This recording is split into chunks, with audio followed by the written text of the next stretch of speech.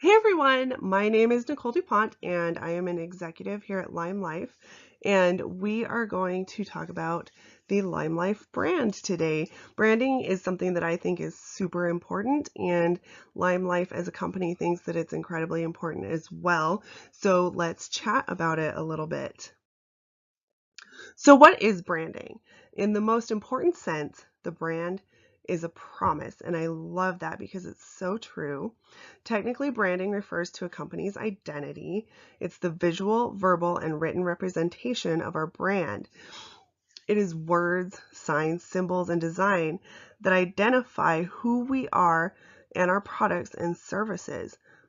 But our brand is who we are as a company and encompasses what we believe, look like, and sound like. I love this quote too. If you're going to develop your brand, the last thing you want to do is follow the beaten path. You want to head down your own road. Your brand has to plant itself in the hearts and minds, especially hearts, of prospects and customers. Our brand needs to be distinctive. So why does branding matter? So branding drives our major points of difference.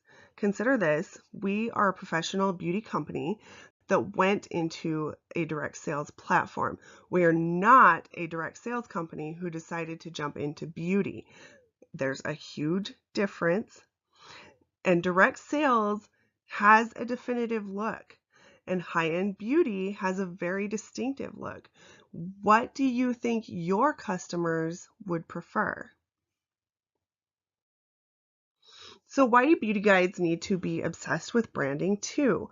We're so young and our reach is so limited as a company, but so many people are going to see images out there and they're going to be coming from the beauty guides, not necessarily from the company. The beauty guide images that are put out are going to be seen so much more than what the company puts out there. And that's why it's so important for beauty guides to uphold the LimeLife brand as well.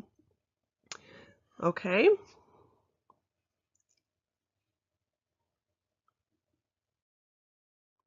Does branding matter to your teammates and customers? I'd say yes. Let's consider these things, okay? Our boxes and ribbons versus shipping in a brown box, or maybe our secondary packaging like the white with the quilted pattern versus just generic packaging, or maybe our watercolor palettes versus generic palettes. Our branding has a very distinctive look. Our packaging has a very distinctive look, and it really, I feel like, brings joy to people. Research shows that branding done well and consistently will help in all aspects of your business. So let's consider some aspects of your business and how it can help. What about a potential recruit? If you're branding to them, what can our brand communicate to them? What about our culture?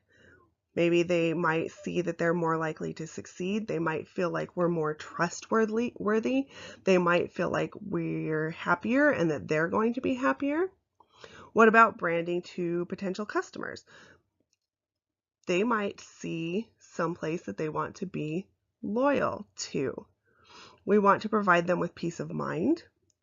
We want to make sure that they see that we're going to save them on decision making, and we want to develop trust with them. What about potential hostesses? How can branding help with them? Well, think about it. Your potential hostesses are going to breed customers for you, but your hostess is thinking about our brand and how it defines who she is if she is going to be a representative of that in hosting for you. She wants to know that she is sharing a good brand with her friends, and she wants to know that we're going to provide safety to her friends as well. Let's consider the visual aspect of our brand a little bit.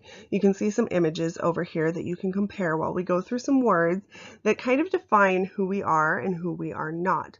So what we are is accessible, professional, diverse, simple, sophisticated, modern, beautiful, quality, premium, safe, clean, elegant, approachable, white as in the white color palette, artistic, fun, and feminine. What we are not is pretentious, value-based, indistinguishable, complicated, bargain basement, old-fashioned, self-absorbed, cheap, trashy, toxic, cluttered, ugly, aloof, overly colorful, clinical, too serious, or masculine, even though we do have some men's products now. So we all know that the posted and printed materials reflect on our brand, but there are other things as well. Consider pictures that you post, any pictures, not just the ones from the company. What emotion are they evoking to people? Because you are a representative of our brand. What about personal notes to customers, other beauty guides, hostesses? How does it make them feel about you and the brand? What about comments you make in other social media posts or groups? When someone reads them, do they get a positive impression of our culture and brand? And how do you respond to people who are interested in joining LimeLife? If you first respond, I'm happy to help you and answer any questions. But if you heard about LimeLife from someone else, please be certain to connect with them as well. Then give that other beauty guide a heads up. This really gives them that vibe that we are collaborative, and it makes them feel very positive about that. What about sanitary sample distribution? Can they trust the safety of our brand? How about your table display if you're at a vendor event or at a beauty show? What is the first emotion guests feel when they see your setup? What about what you wear to beauty shows? What impression do people get from that? These are all things that can really feed into how people view our brand and your brand. Let's talk about the logo for a minute, okay? I'm going to show you, you have a few examples over here. Numbers 1, 2, and 3 are acceptable formats of our logo, okay? It does have to say Independent Beauty Guide on the logo for sure if you're going to use it. Down at the bottom, you can see some examples where Independent Beauty Guide has been removed or the wording, the font has been changed. And those are unacceptable forms and use of the logo. And just remember that if you are going to use the logo, you need to submit it for approval. And here is a listing. The Helvetica and the Didot are our fonts that we can use to go along with the logo in graphics if you want to submit those for approval as well. Here's another quote by Jeremiah Gardner that I love. The best place to start is to understand what a brand isn't. Your brand isn't your logo. Your brand isn't your visual identity system or your retina-ready website. It isn't your color scheme or even your wonderful product, although I will say those matter.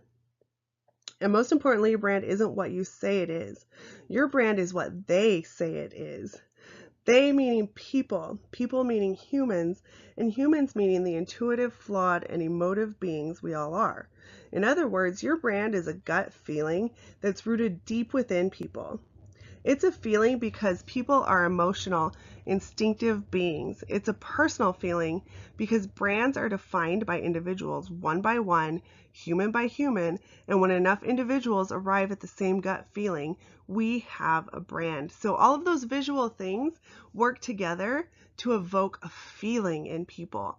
And that is what we want, is for that to be a good, positive feeling, for them to know certain things about us through our branding. So we invite you to help us spread this beautiful brand globally.